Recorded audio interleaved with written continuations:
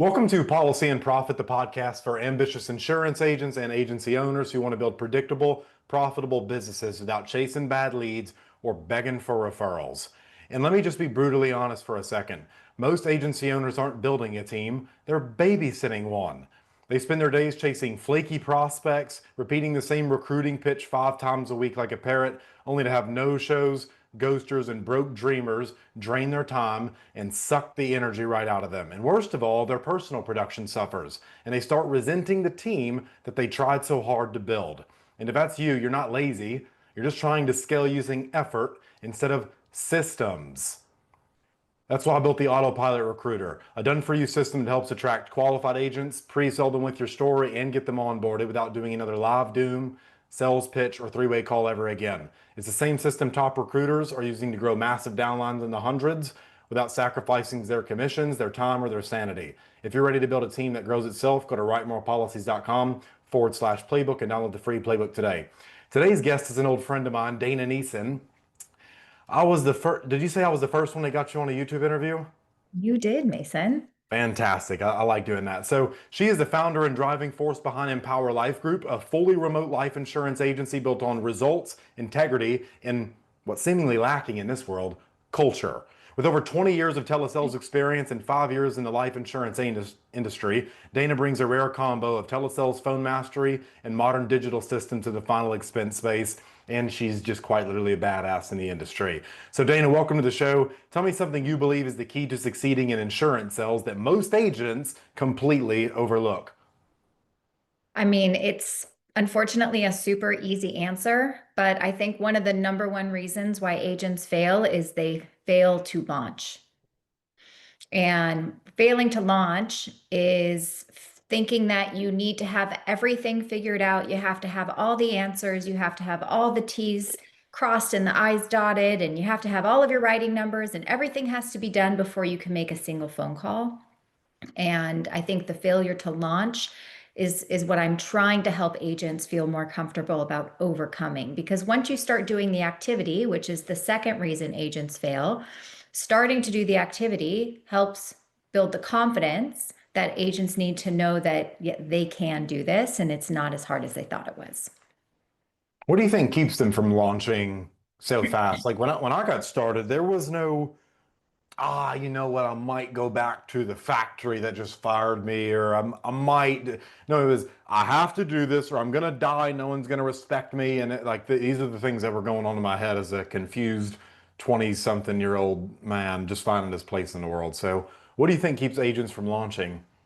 You know, Mason, I think what you just mentioned, that mentality is rare.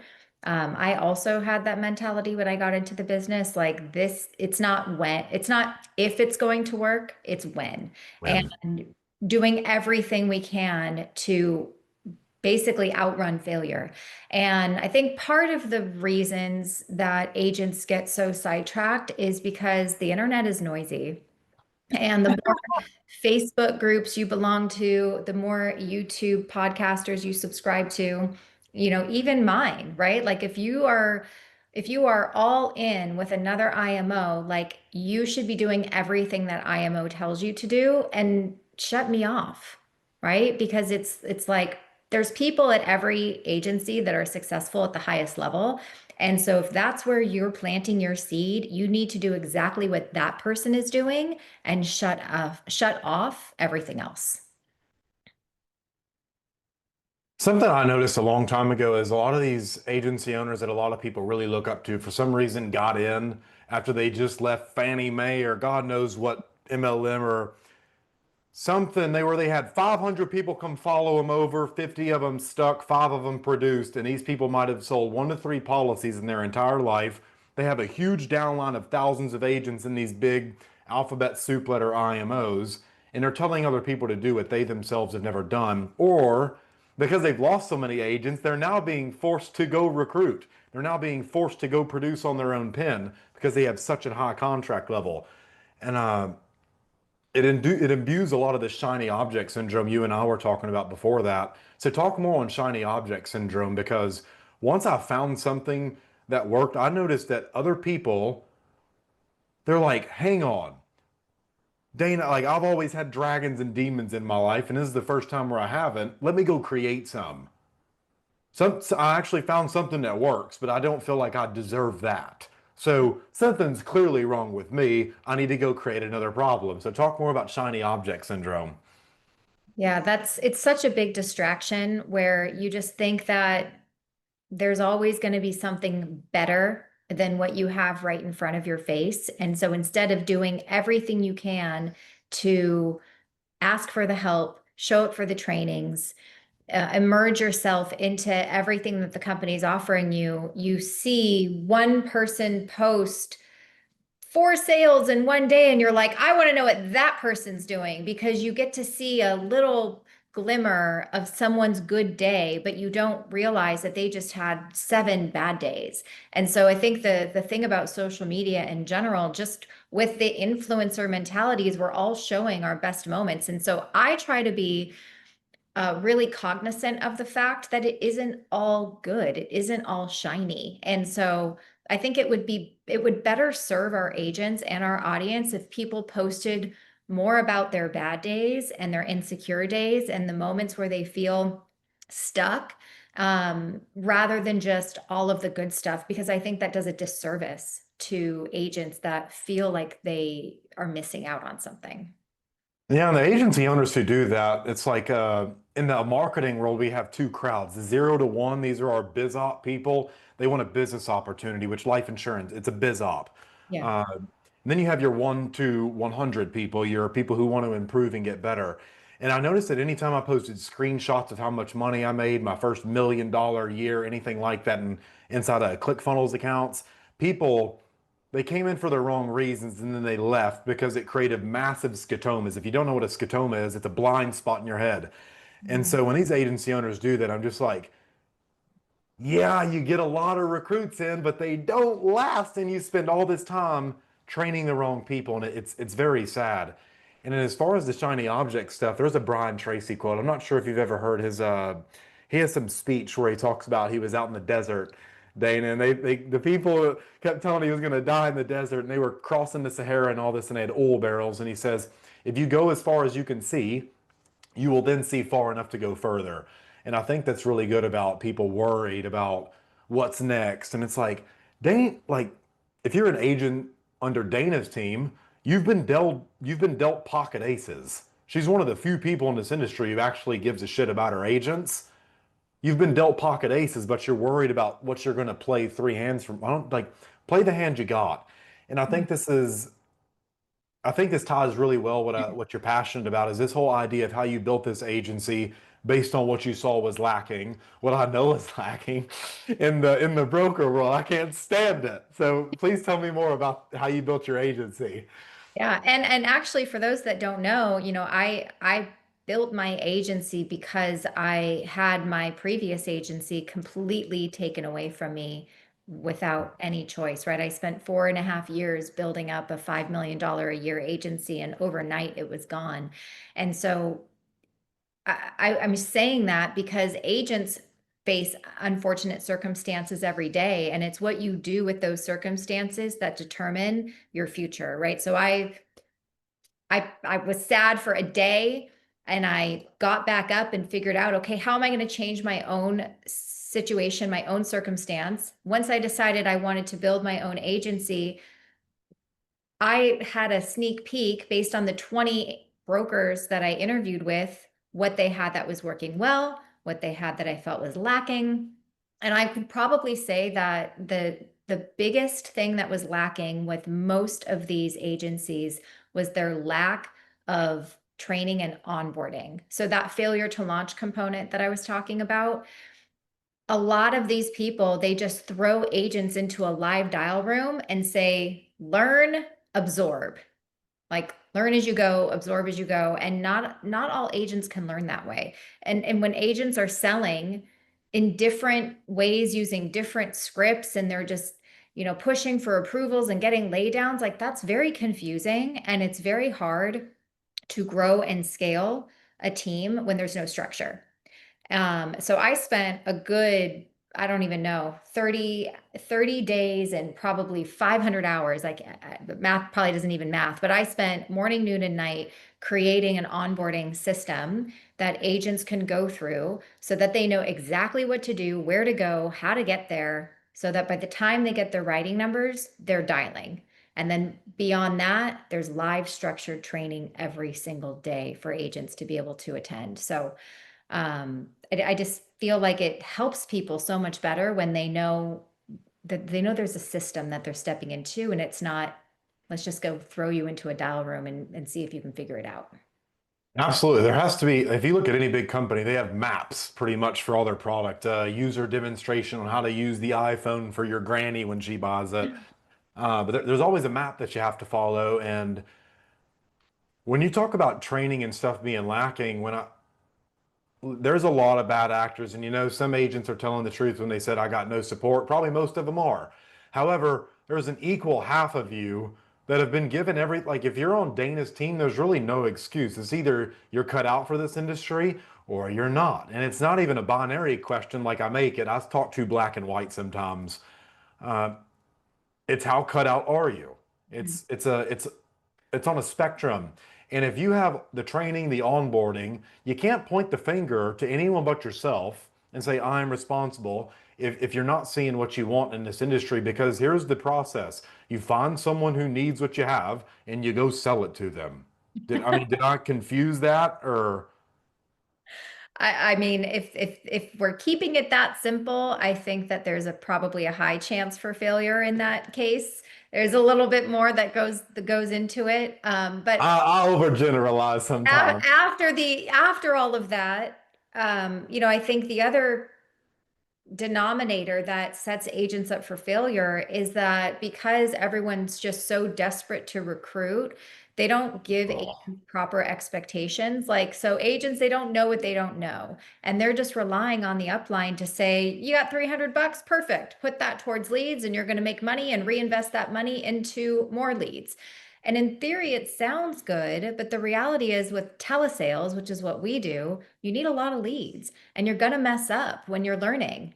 And so $300 might not be enough. And so even though I have people that are attracted to me, when I get them into a group interview, unfortunately, I tell them they need to be prepared to invest in themselves heavily or it's not going to work. And so I think that's another piece that gets missed, is that they don't have the right expectations for how much it costs to be a business owner. Yeah, if I wanted to go bake a cake that requires ingredients, you're never going to get out of this world without spending money. It's the whole purpose of it. Unless you're like, Dana, do you know anyone like Scrooge McDuck? They just sit in their vault and play with their pennies and their coins. They're like, oh, money. I know Scrooge McDuck and I know Smeagol from Lord of the Rings are the only people who do that silly shit. So yeah, guys, you got to spend money, and I think what you mentioned, like the first month should be getting as many at bats and conversations, getting over that fear of rejection. And here's the Yep. thing, they're not rejecting you. You're not important to them. They're rejecting themselves. So there you go. I just let you off the hook. For all my people pleasers out there, that's fantastic news. But after that, you have to develop salesmanship. You have to be able to walk a complete stranger through a sales process, because if not, you're going to fight where 90% of the competition is, closest to the checkout line, where only 3% of customers are. So you're going to have to get good at putting people in states of problem awareness and walking them through a sales process. If you cannot do that, it go get some coaching, listen to like I don't care what you got to do, but you'll never be cut out for the production side of this. You'll try to recruit, you won't be able to train them, and then the agency will burn down. You say insurance doesn't work, and there's thousands of other agents who prove you wrong when you do that. So where do you see the biggest training uh, things that are lacking? Because when I came in, training was just smile and dial, Mason. Smile and dial. So what the hell does that mean? That's the fastest way to burnout, in my opinion. I've talked to so many agents that are after 6 months, 9 months, a year, are just sick and tired of the just keep dialing, keep smiling mentality, and they're just relying on their personality and their application to get them to sell policies, and then the chargebacks come in and they feel completely out of control and they start spiraling. And so having a proper sales process, I will die on this hill, Mason. Agents have to feel in control of how this conversation is going to go from the moment they say hello till the moment they say congratulations. And it has to be predictable, repeatable. We have to get these people emotionally engaged so that they want to say yes and they're not just saying yes because we're pushing them for, an approval. And when you can do that, you will have far more people say yes to you. You will have far more people think twice when their bills come up and what do they need to let go of. Like maybe they'll actually keep their insurance policy because they have an emotional attachment to it.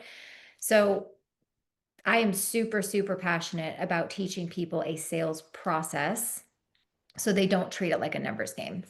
And when you can do that, by the way, forget about it because there's nobody that will say no to you unless they just physically can't afford it. They maybe don't have a bank account and you don't want to take anything other than that. Or I don't know if it's for somebody else. Like, there's no reason that you should be getting no's if you have a proper sales process and you've mastered it. Correct. That's where I have to pick on myself. I used to brag about 80, 90% close ratios. And it was like, Mason, these people are coming inbound for these leads you're generating. If you're so great, why are you not closing 100% of them? I said, well, interesting, Mason. Let's do some research and find out. And Okay. so I think that's a great question. And then the goal of salespeople, you got to sell something every day to earn that title. But why do you think bigger agencies don't do this? Oh, that's Just kind because of a it's big question. uncomfortable But for them? actually, I wanted to speak to something about what you just said before I answer that question Yeah, of go ahead. have like 100% close rate because A, not everybody's a real buyer, right? And so when you have a sales process, I always like to picture the first 30 seconds, whether they're calling in or you're calling out, the first 30 seconds, the customer is in control because you can have plenty of people that call in that try to control you and say, I just want a quote, right? Just send me something in the mail. Like they'll still Yeah. be have a lot of sales resistance. So the first 30 seconds, your client is in control. But after you get them to move forward into the first part of your discovery, you now have the control. Like you get to decide if this person is worth your time. And so you can artificially increase your close rate by deciding who gets to stay on the phone with you or not. If there's no need, if there's no urgency, if they're just professional quote collectors, then get them off your phone, right? Because that's how you can increase your close rate to who you quote. Like if you're going to give someone a quote, if money is coming out of your mouth, you better be damn sure that there's a need and they have urgency to make a change. Yep. Okay, so that's number one. Number two, I don't think enough people teach it because this business is, no matter where you are, it's an MLM, it's an opportunity. And so we are taught mentally to recruit, recruit, recruit. And the more people you have, the more money you're going to make. And if they want to make it, they'll figure it out on their own. But I mean, I truly believe that. So I'm not faulting them for it. That's our industry, right? I mean, that's our Yep. industry. But I came That is. prior to insurance, I came from a Fortune 500 sales organization run by News Corp, and I saw what worked. And just because we're not W-2 doesn't mean like we're still people.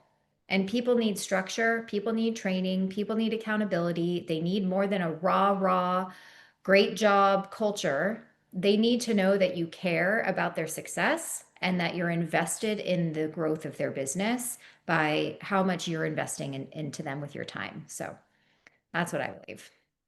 That's really good. And I can't believe the lack. I've never seen one training in this entire industry about KPIs, and not even just KPIs, but pairing KPIs. If you're not measuring two or more at the same time, you don't know trajectionally which direction you're going. But Right. Mason, my cost per lead went down. Cool. Your conversion also went down. So that tells me you're paying less for more of the wrong people. Cool. Brag more. And so that's the first thing I'll do. How much does it cost you to acquire a customer? Where are you advertising on these places? I don't see any of that. IMOs don't do it. It's nuts. And so I know you're working with my buddy Oscar and all that stuff. I'm sure like he has a process he follows for Legion and cost, and you're not just gonna say, here, Oscar, just go spend 10 grand and No. just shoot me some leads, man. So No, we meet every 2 weeks to talk about all the metrics, all the ads, what everything's doing. But even with the agents, our agents have a tracker that has 4 tabs on the bottom that they need to fill out. And if you don't fill out your tracker and you're living in your feelings, I can't help you. I feel like I had a good day. I feel like nobody picked up the phone. Okay, well, show me your numbers. Show me your business expenses. Show me what you've submitted, what's issued, what's pending, what your pickup rate is. Like all the things you're talking about, it's all there for you. All you have yep. to do is plug it in. And now we can see where there's holes in your business. Because if you had 30 people that picked up the phone and you only got 3 of them into quotes, we've just identified a problem. Right. So, yeah, there definitely needs to be more people taking extreme ownership. Right. I read that book by Joko Wilkins. Extreme ownership in their own business to track what's actually happening and then to have someone to hold them accountable for it. Big believer in that. I agree 100%. It's one of my favorite things Brian Tracy talks about. He's like, I am responsible. Just say that whenever you run into something because you'll notice they did an experiment where they put some black ice out on the concrete and people tripped, but if no one was around, they just said, oops, silly me. But the moment there was another human around, the people who slipped on the black ice, they pointed at the person and said, why did you put this ice here? Like immediately blamed them. Oh, And and so it's so easy for humans to blame simply because they think other people are thinking of them. It's never what you think it's not other people think of you, it's what you think they think of you. And it's really what you think about yourself. right. So there's a mirror moment for somebody. I know someone just went like, oh, shied away from their own reflection. Then you mentioned we mentioned training a while ago. I have a really important question. What do you notice about the agents who come in under your agency and right away they're off to the races? Like, what is it about them? I mean, before they, if they fizzle or anything like that, like, what do you notice about the people who take off really quick and just do it? They don't get in their head. What do you notice about them that you wish more agents saw in themselves? Man, I mean, they are engaged from day one is the biggest difference. So I could onboard agent A and agent B, and agent A will have all of the training and onboarding done within a few days. They're asking questions, they're attending the training, they're participating in the training, they're signing up for all the things. They're sending me emails. They're asking me if they could, they're signing up for the 15-minute, like they're doing all the things before they even get on the phones. That's a huge indicator that that person is going to be successful. The ones that onboard and like they don't even open the training and they don't attend, or they're like asking me about where they can buy aged leads, like trying to tiptoe around it. Like you can tell very early on the characteristics of who's going to be successful and who's not. And it really just comes down to who's engaged in everything that you're offering. Like it's that simple. You're a lot more lenient than I am. The moment someone brought up age leads in the first 2 weeks with me, like you listen, I love you as a human. I respect you. You have to go. You have to Oh, go I because don't tell them where to go. And by the way, we were at the 8% conference last week and I attended John Whitmore's breakout session. And he gave the best analogy and it made me laugh so hard. He's like, when you go to your family for Thanksgiving and there's like an adult table and all the adults sit there, and then you have like the kiddie table over here with all the kids. He's like, I have a group of agents that are at the kiddie table and they're just over there and they're doing their thing, but they don't get, my attention and help and support because of stuff like that, asking where they can go buy eight. Okay, well, that agent is now at the kiddie table and they're just going to go fizzle out and do things the way they want to do it, or they can step up and grow up and use the systems that we've implemented that we know agents are going to need for success. I think that's really beautiful. If more agency owners approach stuff like that, and don't get me wrong, some of you out there, you think you got to go save people. Most of us have savior complexes in today's world. We think only we can save everyone else and only other people can save us. It's very hard for humans to rise up to their own challenges because Yeah. they call them problems. But Mm. that's funny. Yeah, for us of you, you can go sit at the kiddie table. You can go eat your macaroni and your little finger foods and your green beans. That's pretty funny. So it sounds like to me the more they consume without you, the more successful they are.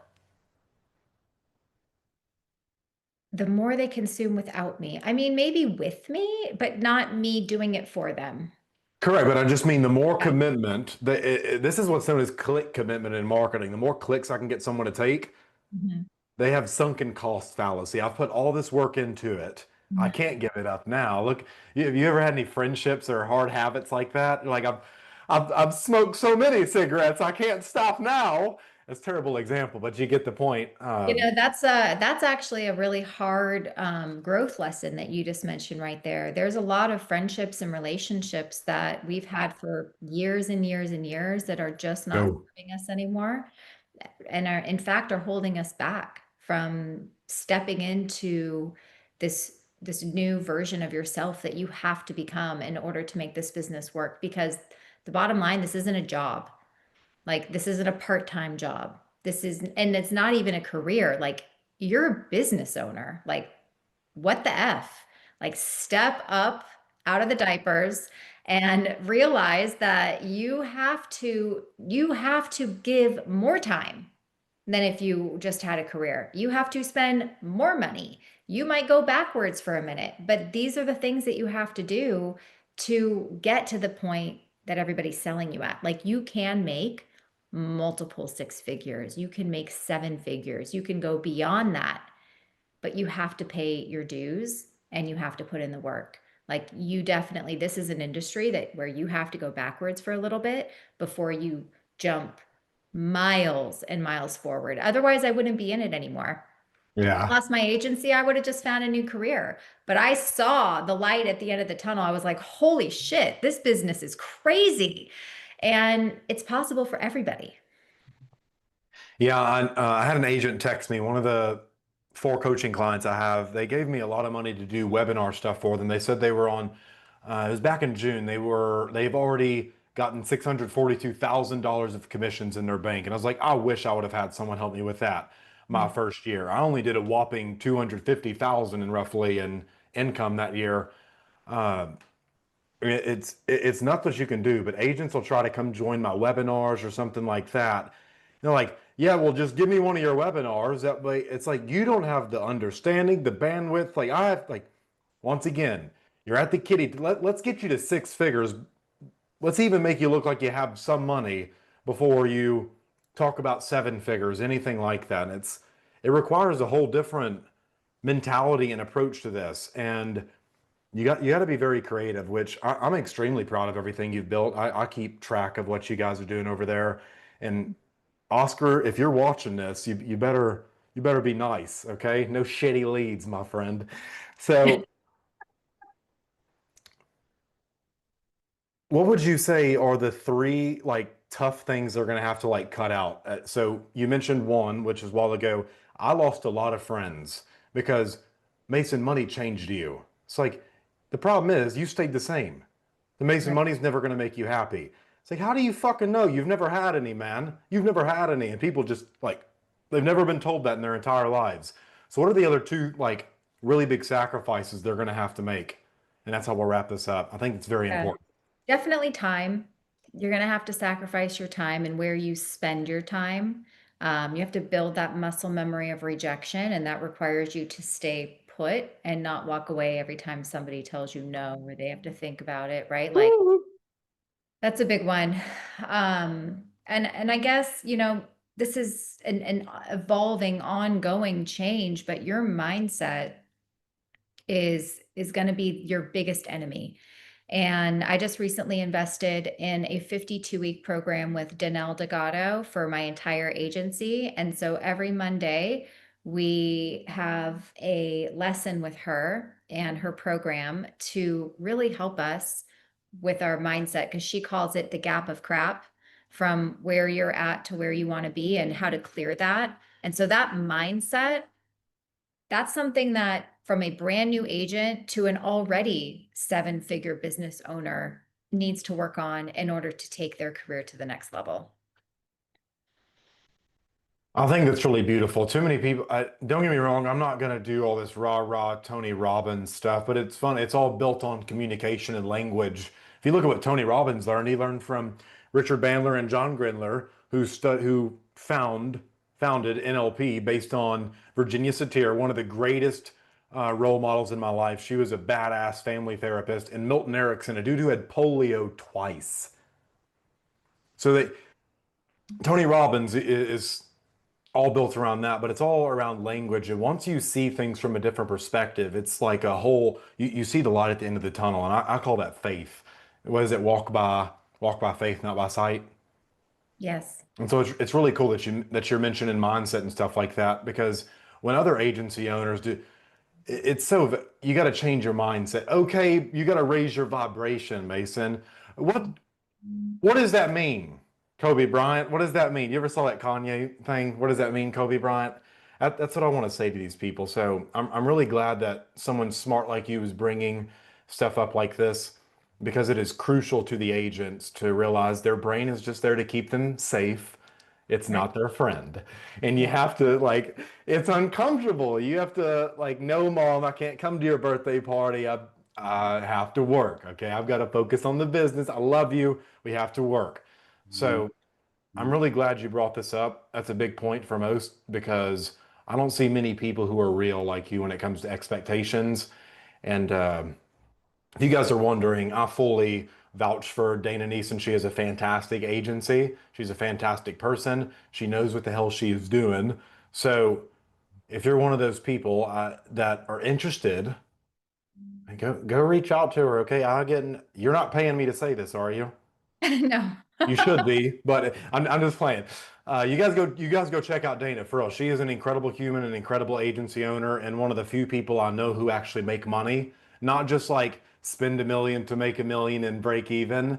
That's stupid. We don't want to do that. We want margin. So this has been really fantastic, Dana, for the agents and agency owners listening who want to learn more about what you do. Tell us who's a good fit to work with you and how they can get in touch. Okay, perfect. So if you are interested in working with Empower Life Group A, we are only looking for agents that want to work full time, that can work full time. I say that because I give 150% of myself, and to give back 40, 30, 40, or 50% in return, it's just not fair. It's not good business for the way I run it. So we're only looking for full-time agents. You have to be willing and able to invest in yourself. And then you just have to be coachable and show up to all the things. You can find me on YouTube at Final Expense Telesales, at Final Expense Telesales on Instagram, or my name, Dana Neeson, on Facebook. And I look forward to connecting. Fantastic. We're gonna wrap up here. You guys go comment down below. Say thank you, Dana Neeson. You're awesome. You guys go comment down below for sharing our insights on some of the rather brutal realities that most agency owners will never address because they think it's going to scare agents off rather than it pulling the right ones in. So kudos to you for being a smart cookie.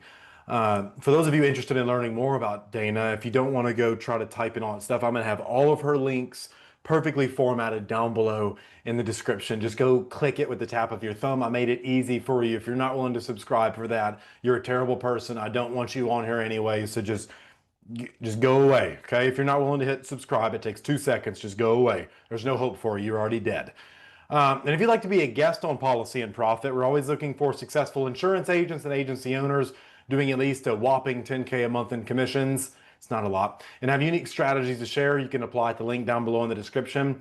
And one more time, if you want to stop getting people on your team that never sell anything and drain all your energy like a time vampire, the hey, you got a sec people, and you want to recruit the right people the first time on autopilot, go to writemorepolicies.com/playbook. Until next time, keep building that commission machine, my friend. Dana, you crushed it. That was badass. Hope you had fun. Thanks, Mason. Yeah, that was awesome. It's fun to see how far